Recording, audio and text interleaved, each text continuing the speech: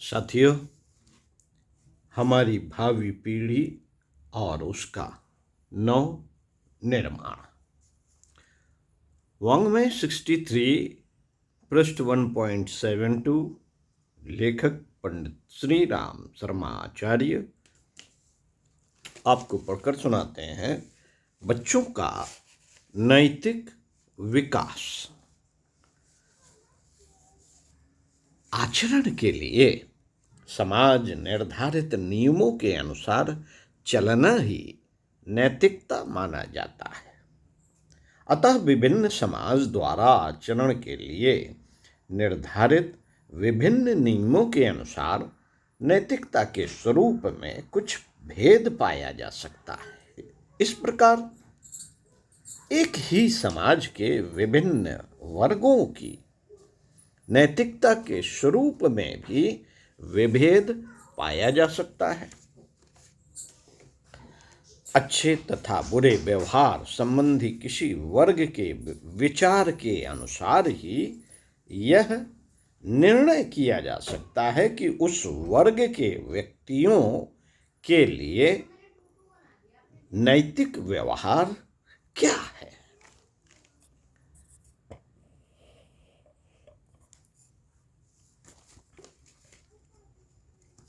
अच्छे नैतिक व्यवहार के लिए कुछ बातों की आवश्यकता होती है। आइए जानते हैं कौन सी बातों की। नंबर 1, अच्छा स्वास्थ्य। नंबर 2, संवेगात्मक सुरक्षा। नंबर 3, विभिन्न भावनाओं के प्रकाशन के लिए स्वास्थ्यकर साधनों की प्राप्ति, जिससे व्यक्ति अवांछित मार्ग की ओर न झुके। नंबर 4, कुछ आत्मनियंत्रण रखना, जिससे बचपन जैसी प्रकृतियों पर आवश्यक रोक रखी जा सके। नंबर 5, सामाजिक दृष्टिकोण का सदा विस्तार होते रहना, जिससे व्यक्ति दूसरों के प्रति सहानुभूति और सहिष्णुता दिखला सके और दूसरों के अधिकारों और सुविधाओं पर ध्यान दे सके। नंबर 6, उचित वस्तुएं प्राप्त करने के लिए प्रेरणा का रहना और उचित कार्य को ही करने में संतोष प्राप्त करना। साथियों, बच्चा ना तो नैतिक होता है और ना अनैतिक। वस्तुतः वह तो विनैतिक होता है, क्योंकि उसका व्यवहार नैतिक नियमों द्वारा अनुशासित नहीं होता। नैतिक व्यवहार दिखलाने के पहले बालक को यह सीखना चाहिए कि उसका समाज किस वस्तु को अच्छा और किसको बुरा कहता है। यह सब धीरे धीरे अपने मित्रों, शिक्षकों तथा माता पिता से सीखता है। यदि समाज द्वारा मान्य व्यवहार बालक के लिए सुखद है तो उसे वह शीघ्र सीख लेगा और उस प्रकार के व्यवहार दिखलाने की उसकी आदत हो जाएगी। अतः उचित पथ प्रदर्शन और शिक्षण से माता पिता तथा शिक्षकों को यह देखना चाहिए कि सामाजिक संदर्भ में बालकों के अनुभव यथासंभव सुखद हों, तभी वे सरलता से नैतिकता का पाठ सीख सकेंगे। यदि बालक को कोई कार्य करने के लिए विवश किया जाता है तो वह कुछ भी न सीख सकेगा। अतः स्वाभाविक रूप से ही उसे सब कुछ सिखाने का प्रयत्न करना चाहिए। नैतिक व्यवहार का विकास। साथियों, नैतिक विकास के 2 अंग किए जा सकते हैं। नंबर 1, नैतिक व्यवहार का विकास।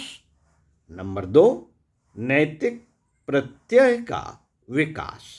इन दोनों अंगों पर हम नीचे विचार करेंगे। साथियों, सामाजिक रीत रिवाज के अनुसार व्यवहार दिखा पाना बच्चा कई वर्षों में सीख पाता है यदि उसके ऊपर मनोवैज्ञानिक नियंत्रण रखा गया और उसके विविध अनुभव सुखद बनाए गए तो वह नैतिक व्यवहार दिखलाने में समर्थ नहीं होता। आवश्यक ज्ञान देने के बाद उदाहरण द्वारा यह दिखलाना चाहिए कि उस ज्ञान को कार्यान्वित कैसे किया जाए। कुछ विशिष्ट परिस्थितियों के संदर्भ में ही बालक को नैतिक व्यवहार सिखलाया जा सकता है। नैतिक व्यवहार सिखाने के लिए सर्वप्रथम बालक को यह सिखाना चाहिए कि घर पर उचित व्यवहार कैसे दिखलाना चाहिए। इसके बाद स्कूल जाने लगने पर उसे स्कूल के नियमों के अनुसार नैतिक व्यवहार दिखलाने का प्रयत्न करना चाहिए। तब उसे यह सिखाना चाहिए कि खेल के मैदान में नैतिक व्यवहार का तात्पर्य क्या होता है। यदि घर, स्कूल और खेल के मैदान के नैतिक नियम समान न हुए, अर्थात यदि व्यवहार संबंधी उनमें कुछ विरोध होता है तो बालक विस्मित होता है कि एक परिस्थिति में उसके किसी व्यवहार की क्यों प्रशंसा की जाती है और दूसरी परिस्थिति में उसी प्रकार के व्यवहार की क्यों निंदा की जाती है। ऐसी स्थिति में नैतिक प्रत्यय का विकास करना उसके लिए बड़ा कठिन हो जाता है। उदाहरणार्थ यदि बालक को चुपके संदूक से मिठाई निकाल कर खाने की सुविधा दे दी जाती है तो वह यह नहीं समझ पाता कि दूसरे बालकों की पेंसिलें चुराने पर उसे क्यों दंड दिया जाता है। कहने का अर्थ यह है कि चोरी करना प्रत्येक स्थिति में अनैतिक मानना चाहिए, चाहे वह घर में, स्कूल में या खेल के मैदान में हो।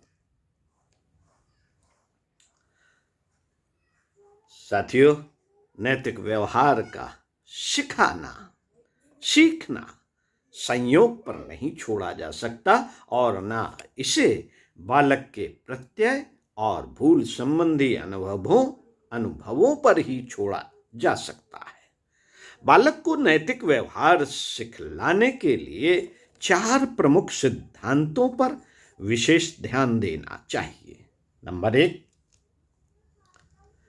नैतिक व्यवहार को समाज द्वारा स्वीकृत नियमों पर चलना चाहिए। नंबर 2, बच्चे को स्पष्टतः यह बतलाना चाहिए कि क्या उचित है और क्या अनुचित।